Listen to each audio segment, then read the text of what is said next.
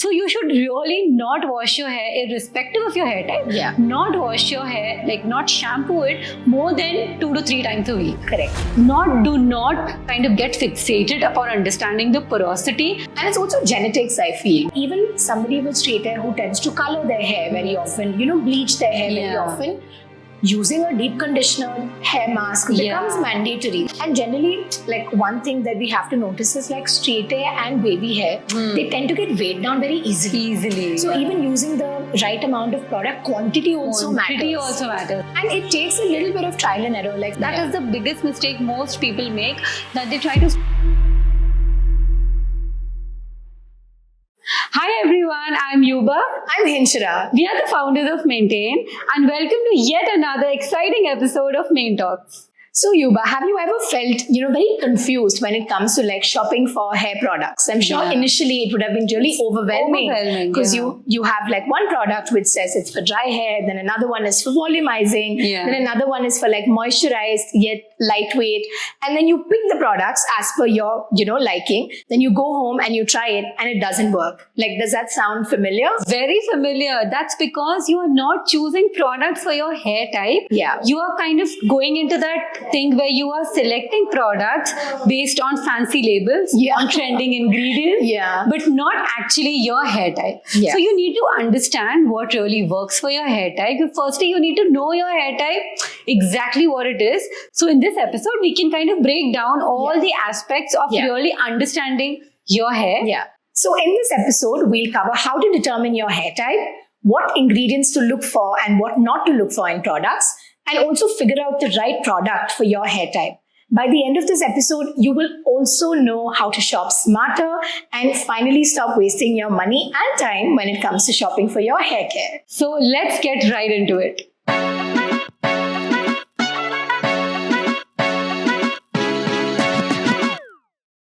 So the foundation of choosing the right product actually begins with understanding your hair type. So as you know, hair is actually divided into 4 different types. We have straight hair, which is your 1A category. Type 1. Type 1. And then you have your wavy hair, which is your type 2 category. And then you have curly, which is your type 3. And then you have kinky and coily, which is actually type 4. In India, most commonly you see type 2 and type 3, right, Yuba? So type 1 is basically poker straight hair. And then when it comes to type 2, you actually have 3 main sub-segments in that. We have like a 2A, 2B and 2C. So 2A is like wavy-ish, but it doesn't really hold that pattern. Slightly wavy. And then we have 2B where the waves are a bit more defined. And then you have 2C where you can actually see a more loose S, if I may call it, right? And then you move into like type 3.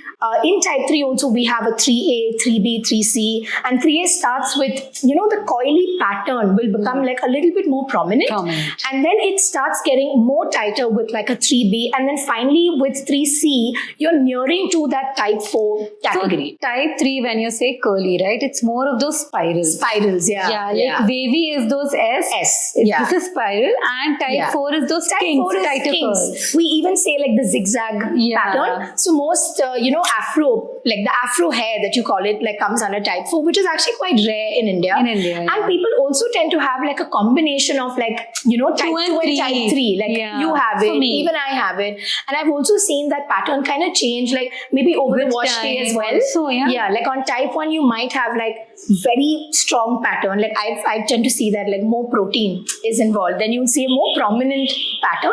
And then over the wash day, it kind of becomes like a little looser. So it keeps changing. So one important thing I would like to say here is, it's not necessary that your entire head you'll have the same porosity throughout. So porosity is basically your hair cuticles, okay?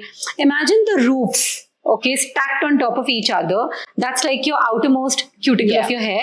And porosity is basically kind of the damage inflicted with maybe chemical treatments, regular wear and tear. There are so many factors, like even brushing aggressively. So that also kind of affects it. But see, do not kind of get fixated upon understanding the porosity, because it is subjective, it changes, and it's really something you don't want to get into. Because see, if you have colored hair, obviously it is color damage. So there is it is a high porosity hair. Yeah. And if you have virgin hair, mostly it is low porosity. The best way to determine this is how long your hair is taking to dry. To dry, That is the best way. If your hair dries like really quickly, it's mostly high porosity. And if it takes like really long to dry, it is mostly low porosity. So let's keep it simple then. Yeah. Like I remember when I had like proper virgin hair, I'd never colored my hair. I remember like even with the routine, in general, it used to take a lot more time to dry. Right. And once I started coloring my hair, I realized that it's a lot faster. And medium porosity is also somewhere where you are in between. That's just about porosity.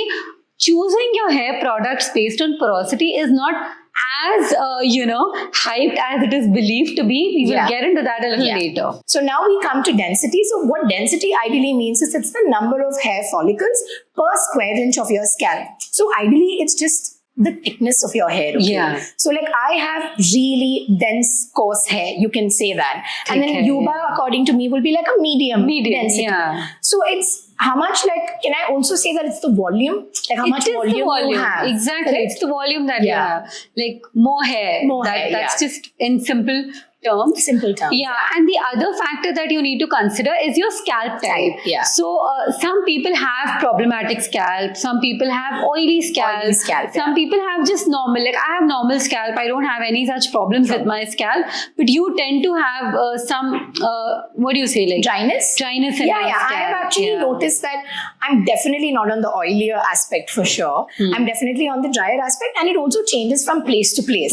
Like in a place like Cochin or Bombay, it tends to be like a normal scalp. But the minute I go to like a colder place, I have seen a little bit of flakiness coming because of dryness. Yeah, so that is one factor you need to consider, your scalp type. And the next thing that would be the most important thing to choose your products is if you have like fine or coarse hair.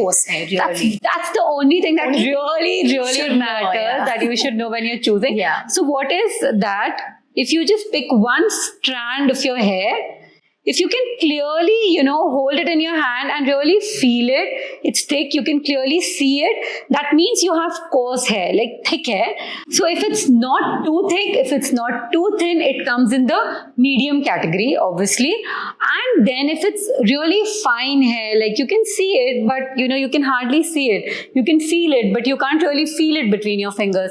That's fine hair. Most people are aware of this, whether you have fine or coarse hair. That's something which you already know. And it's also genetics, I feel, which plays a very big factor. Like, that does. I tend to get that thickness from my mom. I've always seen her have it. Whereas with your parents, I've seen them have like medium density. Yeah, so my dad has kind of coarse hair, my mom has kind of fine hair, so I'm somewhere in between, I feel. Yeah. And I think with all the other things that you do, like coloring, it can also change, right? Little bit. Yeah. But the basic thing is what you're born with. Yeah, this is not something that really changes. You either have fine hair or you have coarse hair. Yeah, but see, it can be a combination. Like I might have coarse hair, but I don't have the density. Right? That's also that is another combination that you need to consider.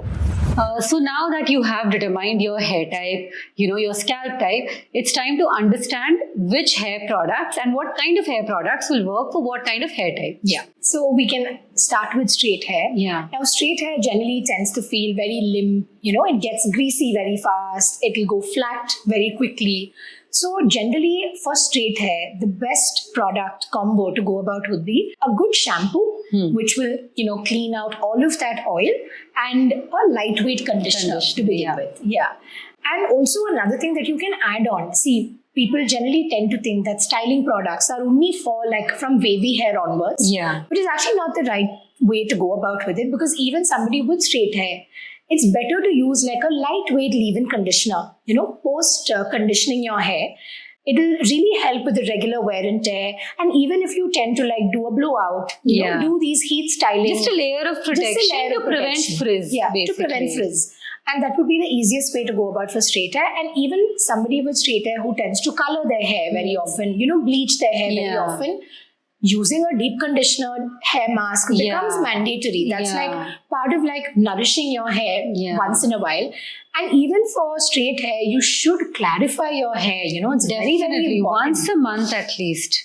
Yeah, like clarifying your hair is part of like a, regular, a healthy hair tip to follow. Like a healthy hair regime thing to follow is like clarifying your hair once in a while to remove all kinds of buildup, because even a straight haired person tends to chumpy their hair, and all of these small things can add up to buildup eventually. Right? And even if you have hard water.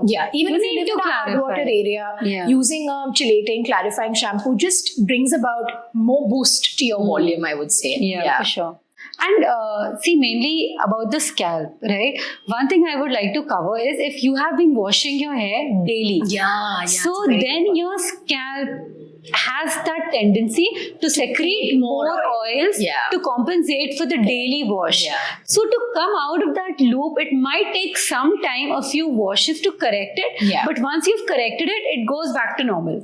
So you should really not wash your hair, irrespective of your hair type. Not wash your hair, like not shampoo it more than 2 to 3 times a week. Correct. Right? Like it happened with us also initially. When we transitioned to CGM, I remember I was used to washing my hair very often, and then suddenly when I was not washing it and not combing it, like two main things stood out.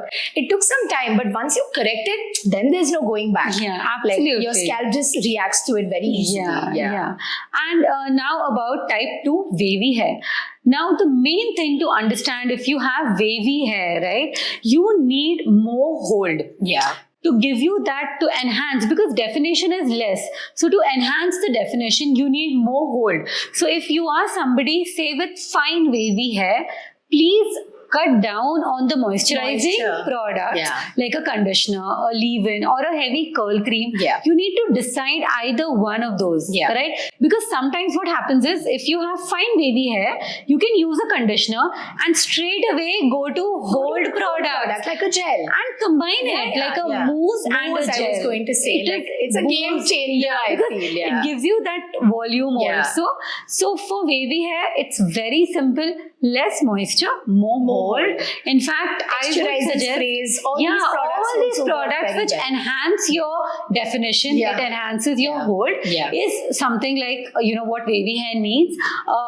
Definitely, one more thing that you need to remember if you have wavy hair is you start losing definition. So refreshing with a mousse also helps. Really well. Helps. Maybe day 2, day 3, you can just refresh with a little bit mousse.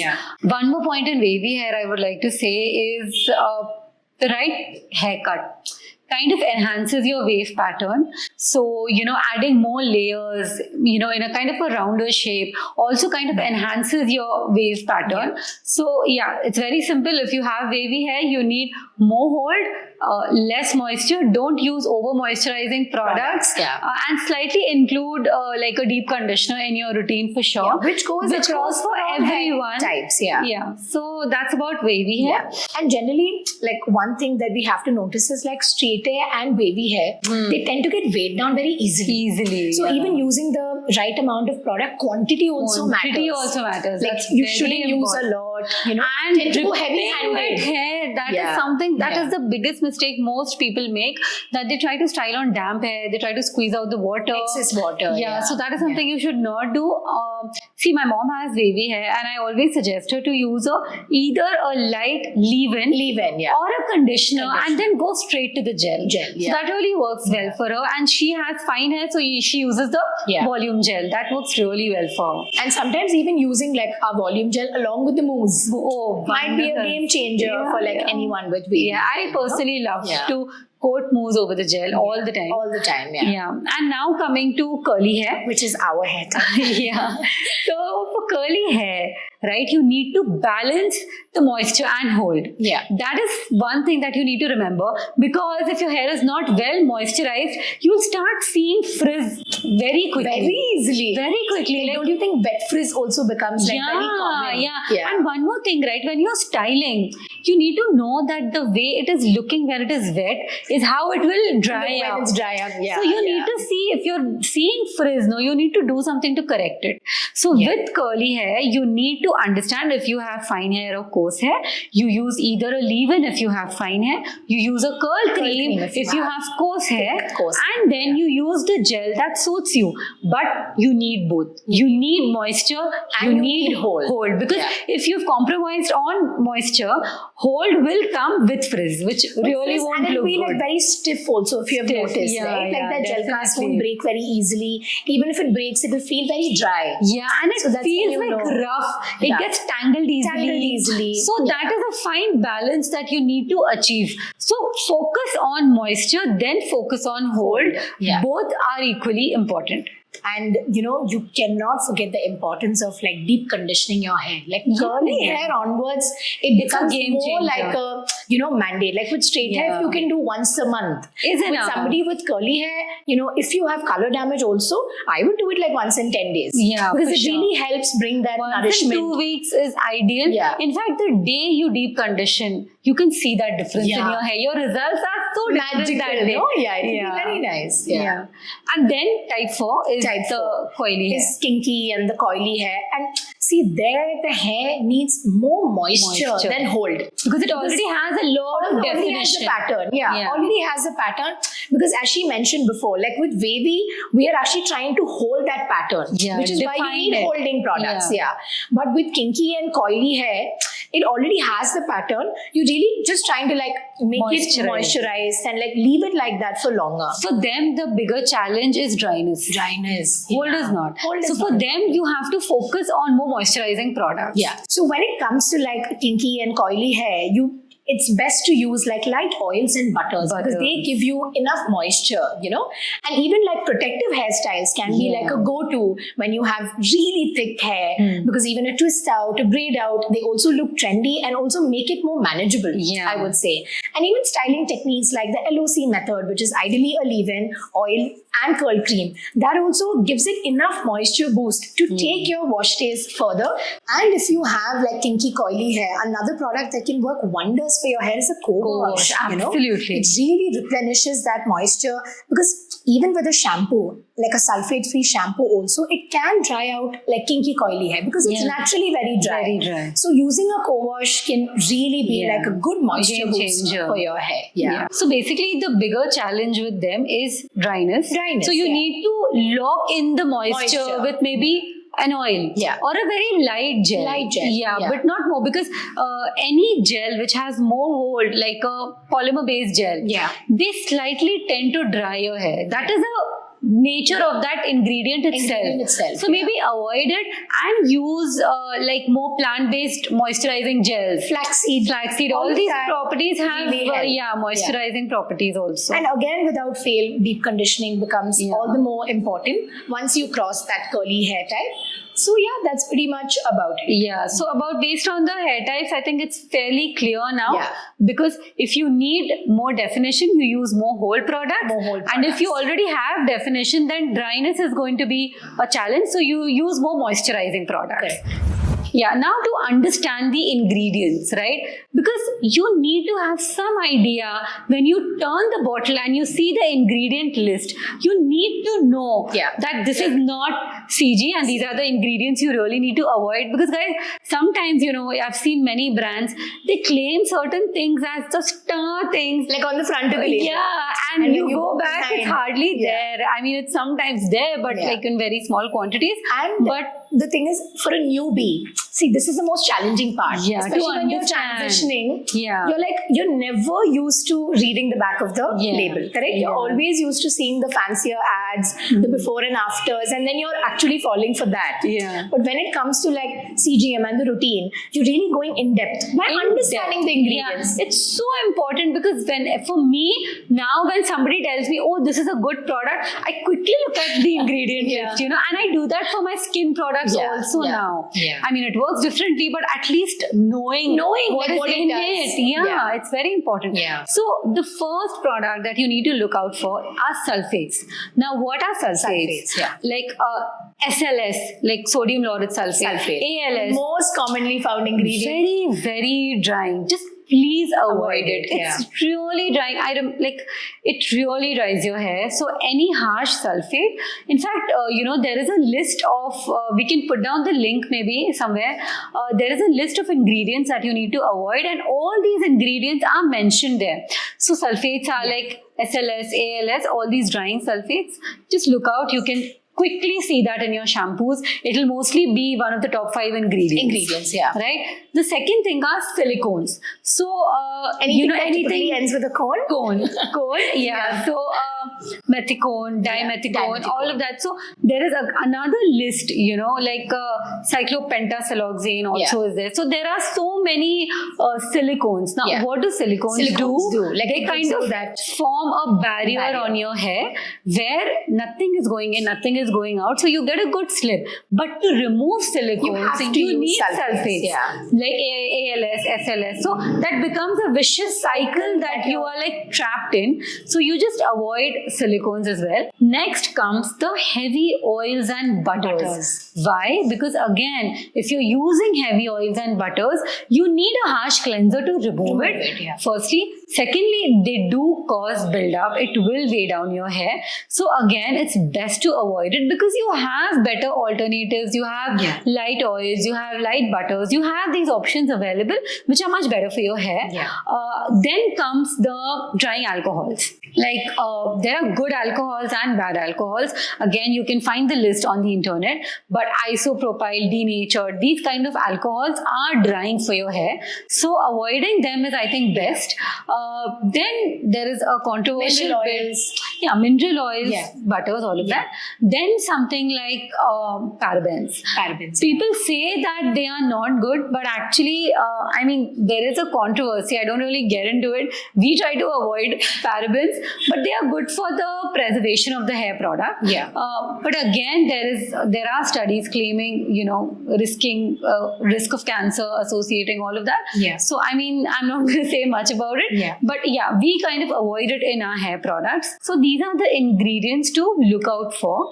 And I hope now you have that clarity. In fact, there are websites where you can copy paste the ingredient list of a product, like is it CG? And there are more websites like that where you can copy paste the ingredient and it will tell you whether it is CG or no, which products are which ingredients are not CG. That also it tells you. So having that knowledge is really good for your self-care, like self-information, right? And it's really important to do this process a little bit more cautiously in the beginning because you have to know why are you switching to these products and the impact it is making. Because you can see the change on your hair, right? So you need to understand how these products are working for your hair. And it takes a little bit of trial and error. Like for example, you're so used to a shampoo with a lot of lather. And suddenly you're missing that lather from a sulfate-free shampoo. But if the formulation is good, it is still cleansing your hair. And even with the silicone conditioner, you're so used to that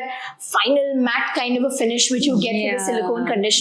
But there are really good conditioners which outdo that performance. They give you better slip, in fact. In fact, one way of checking if your scalp is really clean is after shampooing, right? You kind of run your finger like this. Just to check. You kind of get that feel of knowing. So instead of depending on the lather, you can just do this test and understand. So guys, to summarize, you actually have to know your hair types before coming to choosing your hair products and tweak the routine as per the hair type. As we mentioned, straight hair will need a different care, curly hair will need a different care, coily hair will need a different care, and thirdly, ingredients really matter. Avoid harsh chemicals such as sulfates, silicones, parabens, and drying alcohols. So next time you shop for hair products, please take a look at the ingredients. Choose wisely, shop smarter, I would say. And if you learned something new in today's episode, please share this with a friend who's struggling with their hair care routine. Thank you so much for tuning in today's episode. We really hope you loved it. Make sure to drop a follow if you're listening on any podcast streaming platform and subscribe if you're on YouTube. We'll be back with another new episode next week. Till then, keep maintaining.